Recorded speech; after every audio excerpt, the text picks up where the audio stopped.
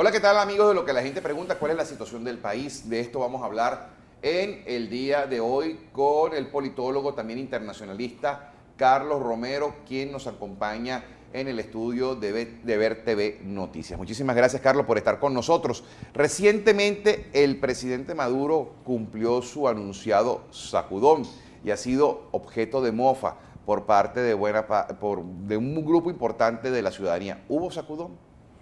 Hubo sacudón en primer lugar y en segundo lugar hay que tomárselo en serio, porque la orientación del gobierno está muy clara en la alocución del presidente de la República y en los sucesivos decretos y posiciones políticas que han tomado a partir de ese día.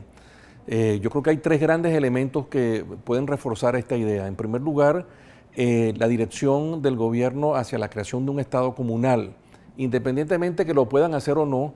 Ese es el objetivo del gobierno, es decir, hacer un Estado distinto al estado de capitalismo mixto que habíamos observado históricamente en Venezuela. Y eso significa, en dos palabras, la profundización de la revolución. En segundo lugar, también hubo un sacudón en relación al tema de la unificación de las finanzas públicas venezolanas, que estaban ciertamente regadas porque había el Fondo Chino, había el Banco Central, estaba la Tesorería Nacional, estaba por supuesto también los fondos de ahorro nacionales, etcétera, Fonden, todo lo que se va a agrupar ahora, que es una medida también de carácter, podríamos llamar, contable, porque coloca como reservas internacionales todo ese dinero, aunque realmente no sean desde el punto de vista de la ortodoxia económica unas reservas. Y en tercer lugar, la profundización de la visión excluyente de la política, porque ahí no estuvieron los representantes de los sectores más diversos de la vida nacional. Eso fue una especie de cónclave del gobierno y del partido de gobierno.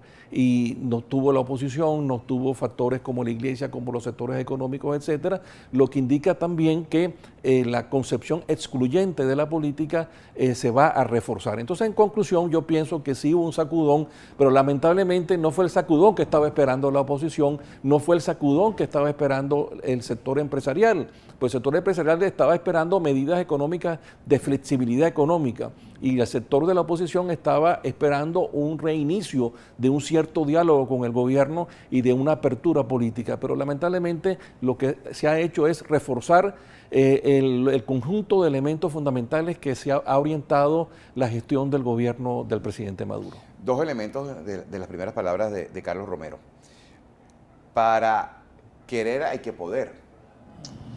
¿Puede el gobierno ir hacia su orientación comunal, hacia su orientación comunista con la realidad económica que está manejando? ¿Tiene piso para avanzar en este propósito? Bueno, lo que pasa es que la pregunta tuya tendría dos respuestas, una de carácter moral y una de carácter práctico. De carácter moral es que si nosotros, los venezolanos, queremos ir hacia esa dirección. Yo tengo la impresión que la mayoría de los venezolanos no aceptan ese modelo excluyente y ese modelo comunal que ha venido planteando el gobierno. Habrá, por supuesto, venezolanos y todavía hay una mayoría relativa que pudiéramos ubicarla en un 48-49% que está a favor de esa iniciativa. Pero la mayoría de los venezolanos quieren una sociedad que no sea excluyente, una sociedad que sea equilibrada en cuanto al papel del Estado y el papel de la empresa privada y, por supuesto, una sociedad en la cual haya una mayor armonía y se reduzca el nivel de polarización que tenemos. Entonces, este es un problema de naturaleza moral. Hay dos concepciones de vida en este momento en Venezuela. Y desde el punto de vista práctico, por supuesto, nos vamos a referir si hay recursos materiales o no hay recursos materiales para llevar adelante este proyecto. Bueno, lo que te puedo contestar, porque no soy economista, es lo que uno observa en términos generales. Número uno, es muy caro. Es decir, porque no es caro no solamente en términos de las cifras que se tienen que manejar para llevar adelante esto, sino que es muy caro porque los resultados parciales de algunos experimentos que se han hecho en materia comunal, en materia de cooperativas y en materia de empresas socialistas han dejado mucho que desear. Los mismos economistas del gobierno y del partido de gobierno insisten en que hay más de 1000 empresas públicas que no están dando resultados. Por supuesto, nosotros observamos las de mayor renombre, vale decir PDVSA, Sidor, empresas de Sidor, etcétera. Pero hay más de 1000 empresas de carácter social o comunitario o comunal que no han dado resultados. Entonces, primero es caro por el monto, segundo es caro por la eficacia y eficiencia que no se le ve el queso o la tostada. Y en tercer lugar, también porque a la larga una concepción de la economía estatizada lo que lleva es a reducir las ansias de progreso de la gente y eso lleva entonces a un estancamiento de la economía, que es lo que estamos observando en este momento. La segunda inquietud que me surge es, no se sacudió como lo esperaba Fedecámara, como lo podía esperar el sector empresarial del país, pero la situación económica no se modificó. Esa es la segunda inquietud que me surge de la entrada, porque si bien no eran las medidas que esperaba Fedecámara o el sector empresarial, de todas maneras ha habido una liberación de precios, ha habido ajuste en algunos rubros hasta del doble, más del 100%. Entonces, de alguna manera se estarían tomando las medidas que estaba reclamando el sector empresarial, o algunas de ellas. El tema es que se han tomado solamente parcialmente las medidas y sobre todo en el aspecto comercial, en la materia de la sinceración de precios que estaban rezagados hace mucho tiempo y que no correspondían a la realidad internacional y en particularmente a la realidad cambiaria venezolana. Uno de los elementos que uno se pregunta por qué la gente compra y después vende los productos de primera necesidad es porque la distancia que hay entre los precios internacionales llevados a dólares y los precios nacionales regulados son muy grandes y eso ha producido toda esta irracionalidad de las compras nerviosas, de los bachaqueros, de la compra-venta, etcétera. Entonces sí ha habido unas medidas, pero han sido muy concentradas en el aspecto comercial, en primer lugar, relacionado con el mercadeo, y en segundo lugar, no se han tomado las medidas fundamentales, que son las referidas a la materia cambiaria, por ejemplo. Pero hay algo más, que es que a partir del sacudón también hay un planteamiento de agrupar a todas las compañías y a todas las empresas del Estado en materia alimentaria. Y yo estoy viendo que en vez de flexibilizar el ritmo de los bienes y servicios en Venezuela, más bien nos están concentrando más. Fíjate tú que acaban de construir una especie de macroempresa que va a hacer la sumatoria de Mercal, de Abasto Bicentenario, de Casa y de otras empresas que están relacionadas con el tema de los alimentos, que es una respuesta a mi modo de ver burocrática e ineficiente. Entonces lo que estamos observando en términos generales es que no se cumplieron con las expectativas. Eso por supuesto no quiere decir que en el caso que nos ocupa haya un aspecto en que sí se ha tratado de mejorar la condición del valor de los bienes y servicios en Venezuela. Bueno, no se cumplieron o no se han cumplido, porque no sé si fue Sanguino quien dijo recientemente que las medidas que estaba trabajando el equipo de Rafael Ramírez simple y llanamente se postergaron, pero que están ahí. Bueno, él lo dice seguramente porque hay un debate interno sobre si es necesario o no es necesario llevarlas adelante. Inclusive hay gente del gobierno que dice que no vale la pena hacerlo porque va a haber una especie de renacimiento del precio del petróleo que va a permitir... ¿Y con eso solo basta? Pero por supuesto que no, porque es que el problema en Venezuela está en la discusión básica, está en el modelo económico. Es decir, ¿sirve o no sirve el modelo económico para llevar la estabilidad política y económica en el país? Ahora, cuando hablamos del sacudón, que es con lo que comenzamos la conversación, ¿el sacudón fue en el oficialismo o el sacudón está siendo en la oposición? Vemos que Bandera Roja se retira de la MUD, vemos que empieza una pelea entre PJ y BP, o sea, vemos que esa pelea se traslada a quienes son seguidores de una corriente o de la otra. Entonces, en lugar de concentrar esfuerzos para hacerle frente al gobierno, empiezan a dispersarse los esfuerzos y pelearse entre ellos mismos. Bueno, ahí no hay un sacudón, sino un saco de gato, que es distinto, ¿no?, en la oposición, porque realmente hay, en este momento nosotros estamos asistiendo a los últimos días de Pompeya, es decir, estamos asistiendo a los últimos días de la MUD. No cabe la menor duda que la concepción de la MUD, como se planteó desde el año 2009, es una concepción que en este momento está en pico de Zamuro, en primer lugar. En segundo lugar, porque en la oposición no solamente hay perspectivas distintas de lo que se debe hacer en el futuro, porque en la oposición uno consigue desde personas que quieren que los Estados Unidos invadan Venezuela hasta personas que están encaminadas en el proceso electoral y en la organización de la campaña electoral para el año 2015 en relación a las elecciones parlamentarias. Pero lo más importante para mí es que hay un debate sobre dos temas que no ha resuelto la oposición. El primer debate es cuál es el diagnóstico de lo que está pasando en Venezuela. hay dos concepciones. La apocalíptica, que dice esto está a punto de melcocha, ¿verdad? Esto está a punto de caer.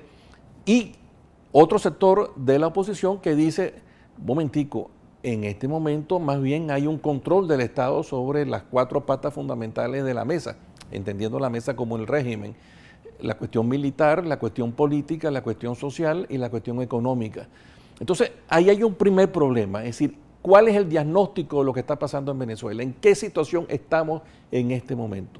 Y una segunda discusión que hay en la oposición es cuál es el camino que vamos a tomar a partir del diagnóstico. Es decir, si vamos a seguir por el camino electoral, si vamos a seguir por la multiplicación de diferentes vías para la toma del poder, o si nos vamos a ir por vías que no son precisamente de carácter institucional. Entonces, ahí hay esas dos discusiones, y sobre esas dos discusiones es que se deriva entonces la competencia entre los diferentes partidos, porque hay concesiones distintas. Y eso no queda la menor duda, que solamente la posibilidad de una victoria electoral parlamentaria en el 2015 puede reducir esas fricciones que hay entre la oposición, porque puede darse el caso entonces que haya listas universales, ¿verdad? Una lista única para tener mayor posibilidad de lograr una mayoría en el próximo Parlamento Nacional. Y si desde la perspectiva de Carlos Romero el Vesubio hace erupción y Pompeya está nuevamente en el camino de la lava y está en vías de desaparición la MUD, ¿cuál es el camino correcto para llegar a Roma? Bueno, lo primero es sincerarse sobre los proyectos diferentes que hay, sobre el liderazgo, porque hay un problema sobre el liderazgo en este momento en la oposición, no cabe la menor duda. Y en tercer lugar, sobre el tema más difícil, que es el tema de las relaciones con el gobierno. ¿Está planteado o no está planteado? ¿Es correcto o no es correcto reiniciar el diálogo con el gobierno? Desde el punto de vista de Carlos Romero, ¿qué mató a la MUD? ¿La salida o sentarse en la mesa de negociación? Porque cuando uno revisaba la lectura de buena parte de la opinión pública, algunos reclamaban que la MUD se sentó para aplacar la salida, para aplacar el descontento popular, mientras otros criticaban el momento en que se decidió agitar la calle. ¿Qué mata a la MUD? ¿En qué se equivocó la MUD? ¿En no apoyar la salida o en sentarse a conversar? Bueno, primero y principal, que la MUD está agonizando, pero no ha fallecido, ¿no? Entonces, pero en todo caso, la situación precaria que tiene en este momento, por supuesto que hay diferentes análisis, algunos que dicen que la salida y todo el proceso político de febrero, la movida parlamentaria, la salida de la Asamblea Constituyente, etcétera, el cambio de régimen, todas esas posiciones de que de cierta manera se desviaron del centro de atención de la MUD, que era el tema electoral, y hicieron mucho daño, eso no queda la menor duda. Ahí se vio claramente que había una división en cuanto al liderazgo, en cuanto a la visión de país, en cuanto a los objetivos concretos, etcétera. Eso en primer lugar. Y en segundo lugar también, no queda la menor duda que ha contribuido a ese periodo agónico de la MUD la situación de estabilidad que el gobierno ha tenido, porque mucha gente apostó que la desaparición del presidente Chávez iba a abrir las puertas de la inestabilidad política en Venezuela. Y eso no se dio. El gobierno de Maduro se ha mantenido y ha venido controlando todos los factores de poder, tal como lo dijimos previamente.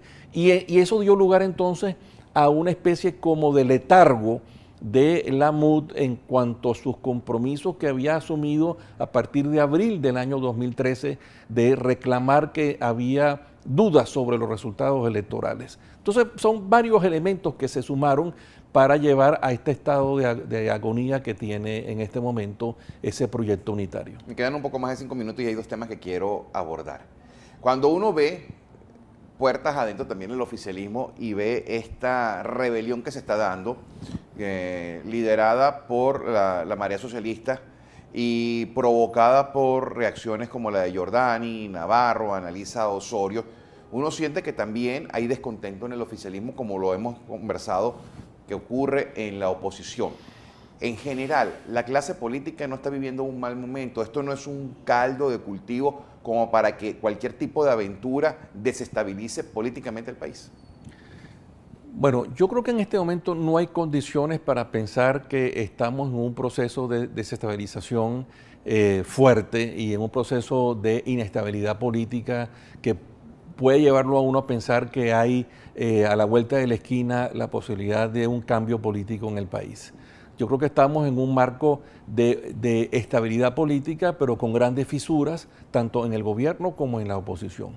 En el caso específico del gobierno, hay indudablemente una minoría que tiene unas posiciones de carácter radical frente a la gestión de gobierno de Maduro, que han aflorado fundamentalmente, no han nacido, pero han aflorado a partir de la desaparición física del presidente Chávez. Todo el mundo sabe que el liderazgo del presidente Chávez estaba por encima de la dirección política y militar de la experiencia chavista. Hoy por hoy el liderazgo del presidente Maduro forma parte de esa dirección político y militar y por lo tanto las alianzas que se giran alrededor del gobierno y del partido son mucho más complejas y son mucho más difíciles de agrupar en un solo saco. Ahí también hay problemas en cuanto a la visión de lo que se debe llevar. Pero cuando yo me refiero, como proyecto. disculpa que te interrumpa, Carlos, cuando yo me refiero a la inestabilidad política que puede generar aventuras, no lo hablo desde el punto de vista de la estrategia, que las medidas que estés tomando sean acertadas o desacertadas, o qué tanto músculo No, sobre la situación. Sino en la identificación de la clase política con la sociedad. Entonces,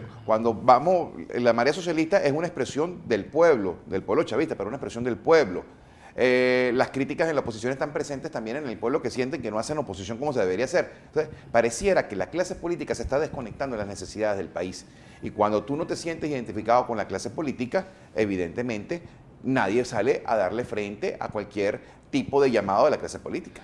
Lo que pasa es que los sectores populares y los sectores sociales en general, porque tenemos que incluir la clase media, no solamente la clase media tradicional, sino esta clase media digamos, paralela que ha crecido en todos estos años, están en sus propias dinámicas. Es decir, tú no le puedes decir a un ciudadano en este momento que esté pendiente de lo que está pasando en la MUD o de lo que está pasando con la marea socialista porque tiene unas prioridades en este momento. El sueldo no le alcanza, la inflación se lo está tragando, la inseguridad es un problema de todos los días. ¿Cuántas madres uno conoce que en la noche no duermen esperando que los hijos regresen? Y ese es el punto en concreto. Yo no siento que la clase política está ocupada en atender las exigencias y las necesidades de la gente.